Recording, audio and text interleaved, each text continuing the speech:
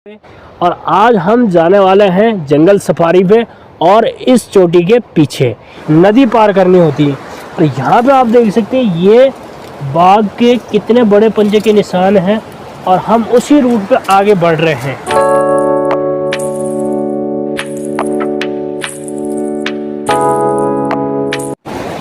Rocky तो कूद गया और ये उस तरफ कहाँ जा रहा है? आजा। इधर इधर ओ इधर आजा। काट काट काट काट। शाबाश शाबाश। हेलो दोस्तों, नमस्कार, स्वागत है आपका हमारी एक और वीडियो में। और आज हम वापस आपको लेके चलने वाला हूं अपने भोटिया डॉग संरक्षण केंद्र पे। और आज हम जाने वाले हैं जंगल सफारी पे और इस चोटी के पीछे और भी बहुत सारी चीज़ें रास्ते में हमें मिलेंगी, क्योंकि आज हमारे डॉग सारे के सारे जाने वाला है उस जगह पे और बहुत सारी चीज़ों के साथ हमारा सामना होने वाला है। और दूसरा, अपना डॉग ले जाने का मेन मोटिव यही है कि डॉग कैनल पे एग्रेसिव हो जाता है और जब वो किसी ओपन एरियाज में जाता है तो वो काफ़ी फ्रेंडली होने की कोशिश करता है और वो काफ़ी नॉर्मल होने लगता है। तो चलिए हम चलते हैं इस रास्ते से होते हुए जहाँ हमने जाना है। दोस्तों, वहाँ जाने से पहले सबसे पहले हम अपने डॉग्स को खिलाएंगे खाना, और ये खाना खाने के बाद फिर हम चलेंगे आराम से उस जगह पे। तो सबसे पहले ये हमारे डॉग्स का यहाँ पे खाना तैयार है। ये हम रात को उबाल के रख देते हैं और सुबह तक ये हल्का ठंडा रहता है, ताकि ये सुबह हल्का हल्का गरम गरम हम अपने डॉग्स को खिलाते हैं। तो चलिए दोस्तों, तो सबसे पहले इस बर्तन पे है हमारे डॉग्स के लिए छाछ, मट्ठा, और ये हम अपने डॉग्स को हमेशा फूड के साथ रिकमेंड करते हैं और हमेशा हम देते ही देते हैं। कभी हम इसको फूड में मिला के दे देते हैं, तो कभी हम इसमें गर्मियों के समय पर हम दोपहर के समय में केवल अपने डॉग्स को छाछ रिकमेंड करते हैं। और आज हम इसको इसमें मिलाते हैं। सबसे पहले दोस्तों मैं आपको लोग बता दूं कि हमने पिछली वीडियो में भी बताया था कि बहुत सारे लोगों ने कमेंट्स भी किए थे कि आप अपने डॉग्स को क्या खिलाते हैं। तो मैं आपको बता दूं कि सबसे पहले हम इसमें मिलाते हैं छाछ, मट्ठा। उसके बाद हमने इसमें मिलाया होता है कि सोयाबीन क्रम्स जो होते हैं, बड़ी जो होती है, उसको हमने डाला हुआ रहता है। उसके बाद कभी कभी हम वीकली इसमें जो हमारा चावल होता है उसको ऐड कर लेते हैं। कभी हम अंडे ऐड कर लेते हैं, कभी हम चिकन ऐड किए हुए रहते हैं, और कभी हम इसमें दाल ऐड कर लेते हैं। और छाछ मिलाने के बाद हम इसमें ऐड करते हैं पानी। पूरा 5 लीटर हम इसमें पानी ऐड करते हैं, क्योंकि हमारे पास बहुत सारे डॉग्स हैं। पानी हम इसलिए रिकमेंड करते हैं क्योंकि हमारे डॉग्स बहुत ज़्यादा रनिंग करते हैं, बहुत ज़्यादा खेलते रहते हैं और बहुत ज़्यादा जानवरों के पीछे भागते रहते हैं। तो इसलिए उनके बॉडी में डिहाइड्रेशन की प्रॉब्लम ना हो, इसलिए हम अपने डॉग्स को हमेशा ज़्यादा से ज़्यादा पानी के टच में रखते हैं। उसके बाद हम इसको अब मिला देंगे अच्छे से, ताकि इसमें सारी चीज़ अच्छे से घुल मिल जाए। और उसके बाद हम इसको अपने डॉग्स को सर्व करेंगे, और कैसे सर्व करें वो भी हम देखें। तो इसको तब तक मिलाएंगे जब तक ये अच्छे से घुल मिल न जाए। और ये खाना हम अपने डॉग्स को सिर्फ 2 टाइम रिकमेंड करते हैं। 2 टाइम हम अपने डॉग्स को शेड्यूल पे रखते हैं, मॉर्निंग में और एक 3 बजे के टाइम पे हम इनको खाना देते हैं। और उसके बाद इस टाइप का हम इसको होने तक इसको घोलते रहेंगे, मिलाते रहेंगे, क्योंकि ये उसमें मीन हमने जो रखा हुआ रहता है वो मंडवा रखा रहता है। अब हम अपने डॉग्स को सर्व करेंगे लोहे के बर्तनों पे, ताकि इनके बॉडी में आयरन प्रॉपर मात्रा में जाता रहे। दिखाता हूँ कि हमारे डॉग कितने डिसिप्लिन होते हैं, क्योंकि बहुत सारे लोगों ने हमें पिछली वीडियोस में कमेंट्स किए थे कि भोटिया डॉग ट्रेन करना काफ़ी मुश्किल होता है, इसको ट्रेन नहीं किया जा सकता, ये काफ़ी टफ होता है ट्रेन करना। तो ऐसा कुछ नहीं है, इनको हम आराम से ट्रेन कर सकते हैं। और ये आप देख सकते हैं कितना डिसिप्लिन के साथ ये अपना खाना खा रहे हैं और कितना सिंसियर तरीके से ये अपना खाना खा रहे हैं। जैसे आर्मी के डॉग होते हैं उसी टाइप से ये बिल्कुल रूल के हिसाब से चलते हैं और ट्रेन होके अपने हिस्से का खाना खाते हैं। तो चलिए, अब हमारे डॉग्स ने खाना खा दिया है। तो दोस्तों, अभी मैं अपने फार्म से थोड़ी दूर पे आ चुका हूँ। ये है एंजल, इसको तो आप जानते ही होंगे। ये है बड़ी, और यहाँ पे बहुत अच्छे माल्टे लगे हुए रहते हैं, जिनका आनंद आप केवल पहाड़ों में ही ले सकते हैं। शहरों में अगर आप किसी के बगीचे से फल तोड़ते हैं तो आपको पत्थरों की भी खानी पड़ सकती है, ऊपर से आपके खिलाफ FIR हो सकती है। लेकिन पहाड़ों में ऐसा होता है कि आप बेझिझक किसी के भी पेड़ पे चढ़ के ये फल खा सकते हैं, कोई आपको रोक टोक नहीं करेगा। प्लस में आपको आपके बैग में भी 2-4 माल्टे के दाने और रख दिए जाएंगे ज़बरदस्ती कि आप ले लीजिए और खाइए। तो ये चीज़ आपको केवल पहाड़ों में मिलती है और उत्तराखंड में मिलती है। तो चलिए वीडियो में आगे बने रहें, और जो लोग हमारे चैनल पे नए हैं प्लीज़ चैनल को सब्सक्राइब कर दें यार। आगे मैं आपको दिखाता हूँ कि यहाँ पे हमारा जो हमारे पुराने सब्सक्राइबर उनको पता होगा कि यहाँ पे हमारा फिशरी की जो यूनिट थी वो हुआ करती थी कभी, और इसमें कुछ एक ही शेड हमारा ये बचा हुआ है। और इस बार की आपदा में ये टोटली वॉश आउट हो गया था। टोटली यहाँ से जो बादल फटे थे उसका जो फ्लड आया था उसकी चपेट में मेरे सारे फिश यूनिट आई थी और वो टोटली ख़त्म हो चुकी थी। और अब वापस से हम रिस्टार्ट करने की कोशिश कर रहे हैं। तो इसके अलावा दूसरी जगहों पे हम दोबारा से फिशरी का जो हमारा फ़िश यूनिट थी उसको हम स्टार्ट करेंगे। आपको आगे आगे और चीज़ दिखाते हैं। दोस्तों ये हमारे डॉग्स की फ़ौज आ रही है।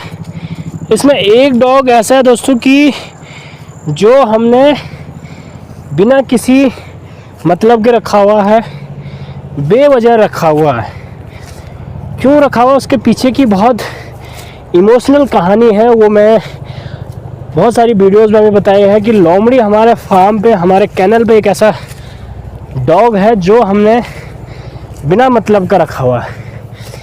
लेकिन क्यों रखा हुआ उसके पीछे की कहानी मैं आपको बताता हूँ आज।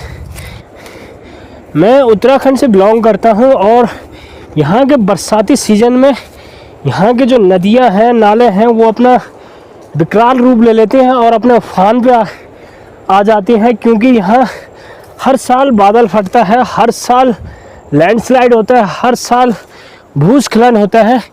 इस वजह से यहाँ बहुत सारे जीव जो होते हैं वो संकट में आ जाते हैं और बहुत सारा नुकसान होता है। तो लोमड़ी भी उसी चीज़ का शिकार हुई और तब मेरे फार्म पे सैम और बडी हुआ करते थे केवल। और बरसात के दौरान जब नदी अपने उफान पे थी तो लोमड़ी उस नदी के बहाव में बह रही थी और अचानक से पत्थरों के बीच में किनारे पे फंस गई थी और रोने की आवाज़ करने लगी थी। और वो उस नदी के उफान में इतनी घायल हो गई थी, उसकी आवाज़ भी ढंग से नहीं आ पा रही थी। और जब वो किनारे लगी तो सैम और बडी ने उसको देखा और वो तुरंत उसके पास भाग के गए झपट्टा मारने के लिए। लेकिन तब तक हमारे फार्म पे जो लड़का था उसने भी उसको देखा और वो वापस उसको अपने फार्म पे ले आया। तो तब से लोमड़ी हमारे ही फार्म पे रहती है और अपनी बची खुशी जिंदगी हमारे साथ खुशी खुशी बिता रही है। देखिए सारे डॉग देख रहे हैं।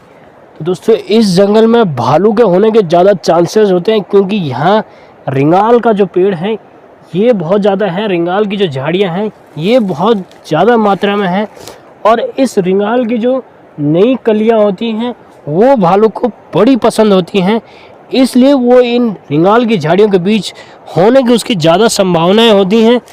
तो मुझे बड़े संभल कर रहना पड़ेगा क्योंकि भालू हो सकता है। अभी सारे डॉग्स गायब हैं और सारे जा चुके हैं।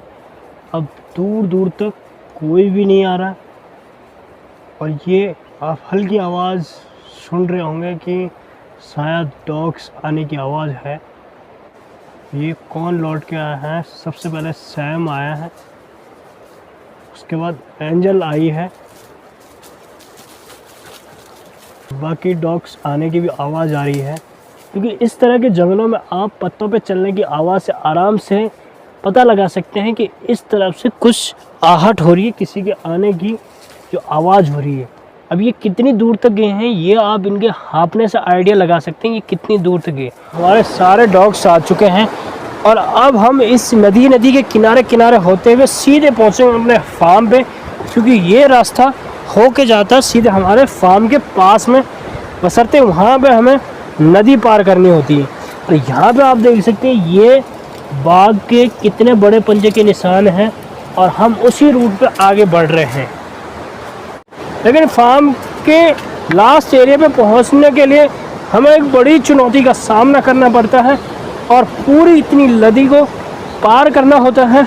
तो चलिए बने रहें कैसे हम नदी पार कर पाएंगे या नहीं।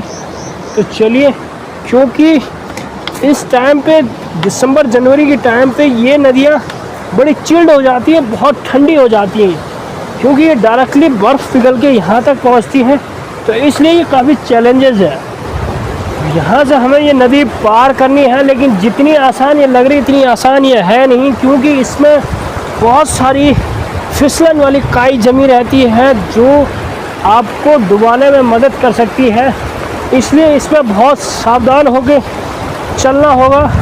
और मैं यहाँ से पार करता हूँ इसे।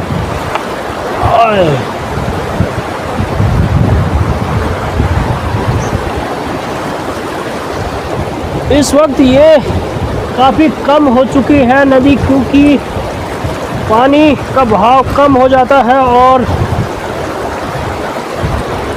पानी घटने लग जाता है। जैसे ही गर्मियों का सीज़न स्टार्ट होता है तो ये पानी का बहाव और तेज़ होता है। और ये हमारे डॉग्स आ चुके हैं पीछे पीछे, और देखना ये है कि ये कितनी चालाकी से इस नदी को पार करते हैं। सबसे पहले इनका वॉलंटियर है बडी, और रॉकी सामने से तैर के आएगा क्योंकि इसको गर्मी लगी हुई है। रॉकी आएगा तैर के।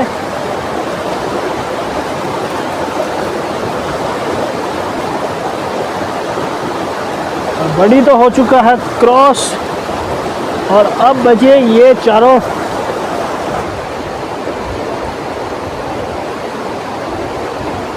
फाइनली टिंकी भी पार हो चुकी है। अब बचा रॉकी, एंजल और लोमड़ी।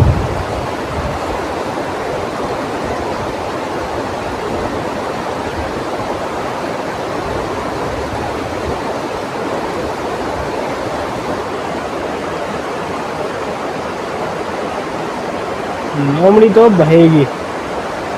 और बच गई रे, और गई बच गई। देखिए, मैंने पहले ही कहा था कि जितना आसान ये लग रहा है उतना आसान है नहीं। और यही हुआ कि टिंकी इस चट्टान से नीचे गिरी और नदी में गिर के इस बीच पत्थर में रुकी। और यहाँ पे बार बार कोशिशें करने के बाद भी इस चट्टान पे ऊपर नहीं चढ़ पा रही। तो दोस्तों, आज की इस वीडियो से मैं जो चीज़ सीख पाया हूँ वो ये है कि हम लाइफ में कभी कभी कोशिशें तो कर रहे होते हैं, लेकिन गलत डायरेक्शन में हम कोशिशें कर रहे होते हैं, गलत डायरेक्शन में हम मेहनत कर रहे होते हैं। इसलिए हम कभी कभी अपने रूट को बदलें, अपने रास्ते को बदलें और अपने मंजिल तक पहुंच सकते हैं जो हमारे जस्ट इंतज़ार कर रही होती है। और रॉकी की तरह हमें अपना रास्ता बदलना पड़ेगा, अब जोखिम लेना पड़ेगा और अपनी मंजिल तक पहुंचना पड़ेगा जोखिम लेके। पहुंच के अपने फार्म पे, और टिंकी पानी में तैर के आई थी और एंजल उसको पहचानने से इनकार करेगी, भैया तू वो नहीं है जो पहले थी। तो चलिए दोस्तों, आपको वीडियो कैसी लगी कमेंट्स में ज़रूर बताना, और चैनल को सब्सक्राइब करना ना भूलें। नमस्कार।